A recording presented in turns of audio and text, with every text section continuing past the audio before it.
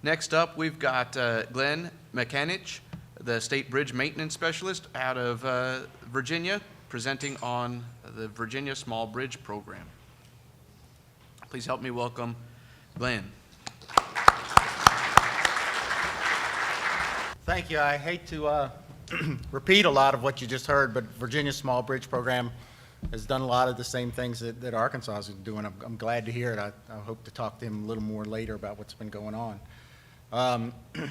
So I've been doing bridge maintenance for about 38 years now, and work in the central office in Virginia. I always appreciate coming to these conferences. You know, we saw some of these giant bridges this morning, and we always see that, but when I go back to where I work, that's what we're dealing with, all right? That's my inventory, or was my inventory. So Virginia started a small bridge program a little bit differently than what I'm seeing from some of the other states. It's regionally controlled. The funding and manpower is local to the areas. It does target the smaller bridges and the secondary bridges, and does take quite a bit of use for the cost for state forces is so low compared to construction. Just a little bit about Virginia. Like I said, it's a regional program. Virginia's divided into 9 districts. There's about 19,000 state-maintained bridges in Virginia. And you can see that they're pretty old. In my district, Culpeper, the district I came out of, was the average age was 58 years old in that district. So it's very diverse, and the regional control has really helped us. You go from Tidewater or Northern Virginia out to the mountains, we have just huge differences in the problems that the different areas are dealing with. Some of what we already heard, you know, 12,000 of those bridges, or 65%, are less than 50 feet. So that's the primary category that our state forces deals with. Again, when we started this program, I'd like to say that this was uncommon, but it wasn't. The bridges off secondary up in the mountains had just not been maintained. We had bridges we picked up that the bottom flanges fell off when we picked them up. You can see in Virginia it started in 2010, and it started all at once. And I'll go over that in just a second. But you can see the improvement, and I think this improvement is almost completely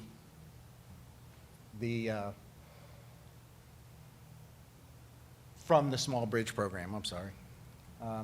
So what happened in 2010? This was the district bridge office in Culpeper in 2010, and then as of June 2010, that's what happened to it. So the state went from 3 bridge crews in the state of Virginia to 38. Went, I don't know how many employees, but it went to over 260 employees for state bridge crews, all at once, within a month. It was quite an undertaking. In Culpeper, we went from 1 small crew to 4 crews, and from 5 people to 29 people. It was quite a thing. Small bridge program in Virginia, there was some nervousness from the contracting side. There was state law passed. Right now, the limit is $700,000. That's as much as we can spend on a single project. We do bridge replacements, superstructure replacements. The crews respond to emergencies, bridge repairs, and ordinary maintenance. Some of the big advantages are the cost savings. You've seen it, and you're going to see it again. The cost savings are tremendous. Time savings, especially in the planning, and that part of it is just huge, but in the construction also. These crews are, in our area, basically have 3 counties. They deal with about 600 bridges each, and they have a familiarity with what they're doing. And it really does make a difference. They know what's going on. They know what they need to maintain. And they do take pride in it. They compete against each other. They know their structures. Like I said, when they finish a bridge, they'll take you out there and show you, you know, this is the bridge we just did. And I think it really does go to the quality of the work we're getting from these crews. Of course, the emergency response. You've got a crew within a 3-county radius. They can get to anything in an hour, right? They can respond to almost any problems quickly. And then we've worked very heavily with the Virginia Research Council with these crews, and we have a lot of leeway with the state crews to try different stuff. This is a little example of a bridge that our state force crews did. They were building a subdivision back here. It became a political issue. The bridge was posted, not in great condition. There's a lake back there. We came up with a plan to put in a new structure. It's a dead-end road, so we had to put in a temporary structure. We keep one. Our crews fabricate structures. I have one of the crews in Culpeper District fabricates structures. That's all they do is fabrication. So we have a temporary bridge that we just reuse in multiple places. I'm going to compare it. Oh, no, this is the timeline. I'm sorry. So you can see this is our normal timeline. It's not quite as compressed as Arkansas's, but it's been going on for a long time, and it works very well for us. So it's about 2 years. We identify them in the fall for the summer 2 years out. We go through the full process in the state of Virginia. We follow all the regulations. I'm comparing it to 637. I tell you, I had a hard time finding something to compare it to because the state of Virginia is now just the small bridges to go to the state force crews. It doesn't make sense to put them out to construction. It's a slightly larger bridge, but it's pretty close. It was on a dead-end road also. And it took about 8 years to go through our normal, what's supposed to be a 6-year plan process, which is our new design process in the state of Virginia. And this is a comparison of money. This one does have a unique factor in that not only was the construction done by state forces, but the survey, the geology, the hydraulics, everything was done in-house in the state. So you can see we had about $500,000 savings in the design of it. Another $700,000 or so in construction. So for $1.3 million savings on one structure. Now that you just can't compete with that. And this is the final design. This is the 603 bridge after state forces put it in.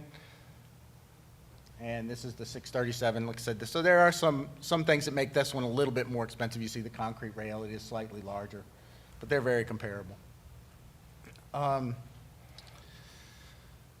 couple other examples. This is one where we didn't have to take out the entire bridge. We could reuse the footings. You can see the cost at $300,000 to replace the neat and the superstructure.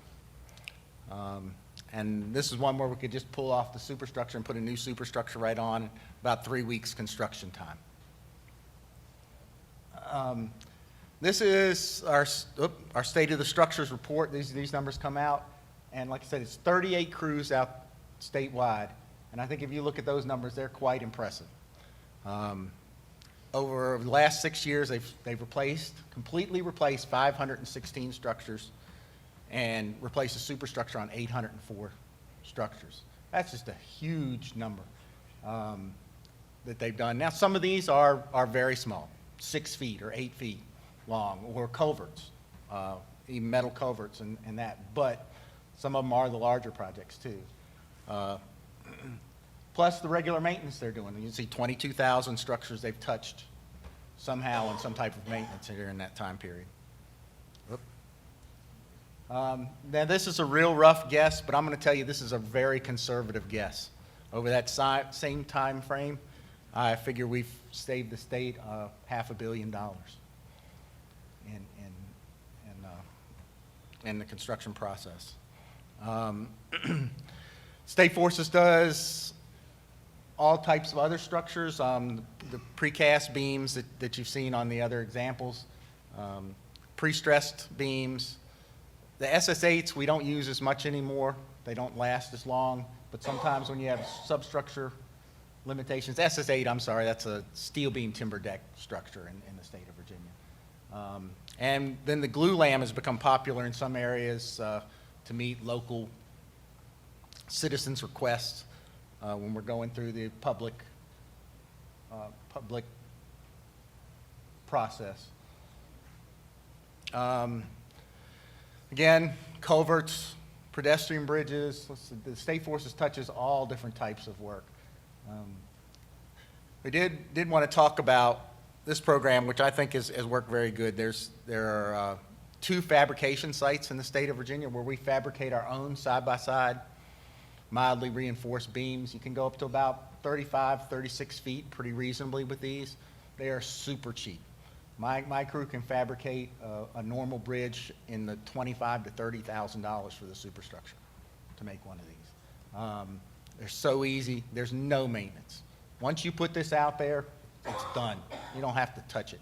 Like I said, we are using the MMFX type steel in it. So we're hoping that we don't even have corrosion, but the cover depths are about 3 inches. So I think we're pretty safe on these, even the ones we did before we started doing that. And the construction timeframes are super quick. You can do a single substructure in less than a week, single superstructure in less than a week. Of course, we do culverts. I think we've gone over how well culverts work and the lifetime of those. And we've set trusses. Trusses work very well, especially where we have hydraulic problems or we have problems with historic areas. They want to meet a certain aesthetic, maintain the character of an area. And that's pretty easy to do with State Forces. The SS8s, like I mentioned, are very good in certain circumstances when you have unknown substructure or you have limited weight that you can put on the substructure. You don't want to put solid concrete back on it. If you have problems getting cranes into an area, you can actually set these with a forklift, Petaboom type forklift. So there are uses. We have been galvanizing them for a while, and that has worked very well. You can actually hot dip galvanize these. They're small enough most of the time to hot dip galvanize. And there's actually been one built in Virginia now with the A1010, which is stainless. So it'll be interesting to see how that holds up. I say A1010, I think it's 50 CR now. Is that the new designation for the stainless? Anyway. We do follow all the processes. Like I said, we go through a full scoping, public outreach. We do all the materials testing that's required by the industry, all the environmental permitting that's required by the industry. We work with our Department of Historical Resources, and we follow all the safety regulations that are required for our group, and it's monitored. Like I said, the construction industry has noticed this in Virginia, and they're asking these questions. Are we doing the same thing they're doing? One of the big benefits we've had out of this is the ability to do some experimental work. So we started using the corrosion-resistant reinforcing steel, I would say somewhere in the 90s. It's now actually required in the state of Virginia for all our construction, contract construction out there. Like I said, the galvanizing of the SS8s. We started with self-consolidating concrete many years ago. I have the underwater grout bags on there, and I will say that actually is something we've experimented, but we have not gotten to work correctly. So if somebody's got a great way they can repair scour, I would like to hear it, because we're not having great success with that right now. The pipelining, we're using ECC for pipelining, sprayed on ECC for both inverts and for a complete spray of metal culverts, and it's working very well. We're very happy with that. We've also gone to use ECC in the longitudinal joints for the side-by-side beams, and that's holding up much better than the non-shrink grout. It's a much better product. Our guys like it better. I talked about the galvanizing. You can see this structure. What you see on there is not snow. That's salt on a timber deck. Right outside of area headquarters, every truck that goes over it hits it. We have to actually break the salt off of that with lining bars and stuff before we can clean it in the spring. And see what it's done to the guardrail. But the galvanizing's holding up fairly well. I talked about the low carbon chromium steel, and this is where we were experimenting with the ECC. SEC repairs. This was done by state forces. It's actually on the Interstate 66. One thing I thought was neat, and this is something we just did. This was a steel beam timber deck bridge. It was next to a turkey farm. It got posted. He couldn't get feed in there. He couldn't get his turkeys out. He was quite upset. We weren't going to be able to replace it for about a year and a half. We started looking for ideas. A gentleman out of Virginia Tech had the idea to put carbon fiber on it. We went out there. We load tested it beforehand, and then they laid up carbon fiber on the bottom of it and load tested it afterwards, and we were able to raise the post into a non-posted structure. This is an experiment that we just did about a month ago, where we were using VHPC, with very high performance concrete, to redo a beam end. And again, I foresee this to be a temporary fix, something to hold a bridge over until it can be replaced. There are some standards from northern states where they've been doing this, where they put studs on the beams, and they're using UHPC. I think, of course, the VHPC comes in a bag mix, so it's a little easier for our state forces to use. And we're trying to drill holes and use all thread.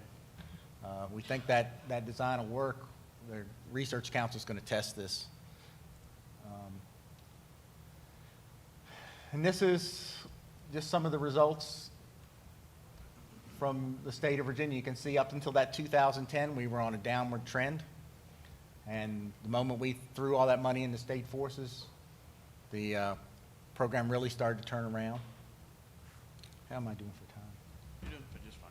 Okay. I did want to talk about this structure. We talk about time frames. This is one of the unique things you can do with state forces. So we put this out to bid. Bids came back in somewhere around $1.2 million for somebody to come in and replace this dead-end low-water slab. So we pulled it back. We didn't have that kind of money. We decided to do it with state forces. We went out there. We began at 8 p.m. that night. You can see there's a walking bridge off to the side. What we did is we provided shuttle service to the people on one side of the dead-end road and a parking space on the other side, and shuttles to their vehicles. By the next morning, we were setting a new bridge. By that evening, we opened it to traffic. We had to come back out there and do some cleanup and some paving and that kind of stuff, but the people were in less than one day, we had them back on their road and back out there. We did it for just over $200,000, so almost $1 million savings for that structure. Thank you. Thank you. We do have time for any questions if there are any. Yes.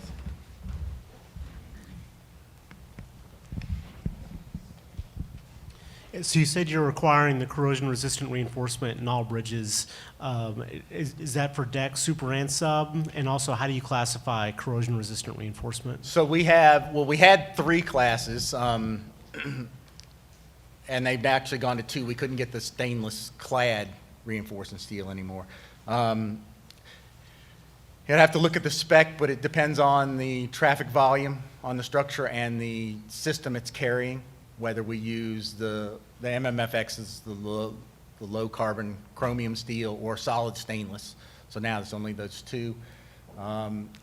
As far as use, all the decks, I think the top layer on the substructure, I'd have to look at the spec and see exactly how far down. It's not everything. So in the footing, you don't have to have.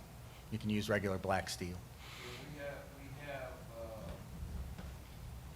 requirements based upon ADT and the system. It lists out deck, substructure, whatever. So it depends.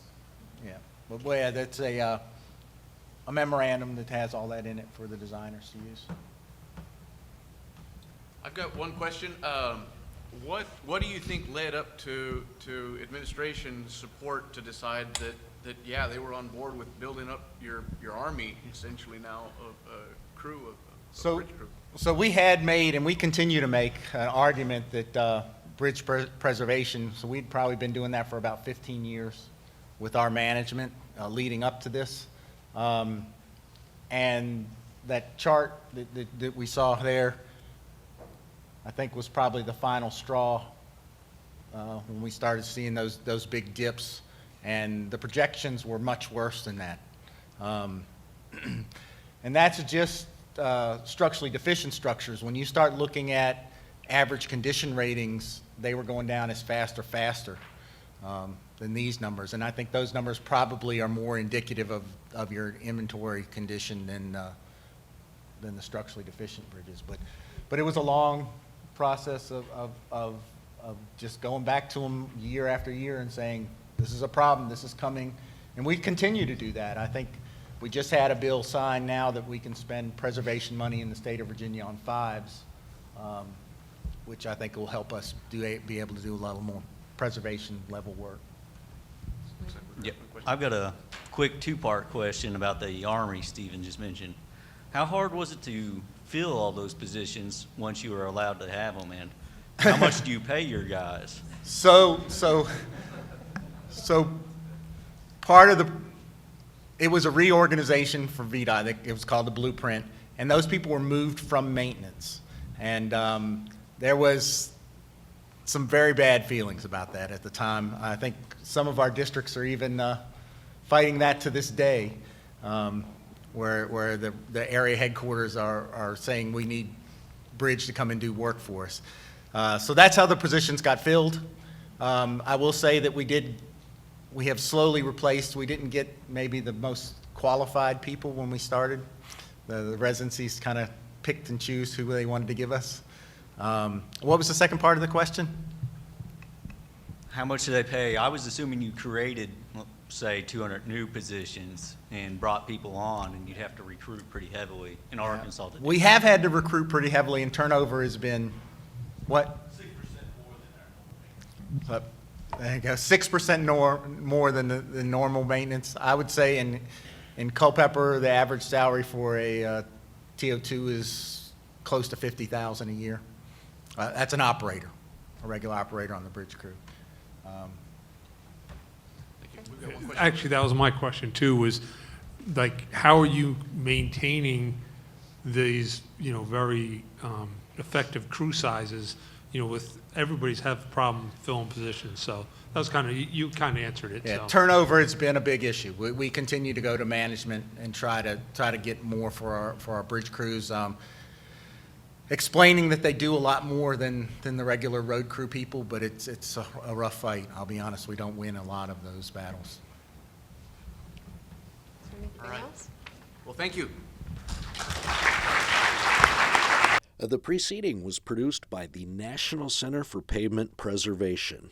More information can be found on the web at pavementpreservation.org. Additional support provided by Michigan State University.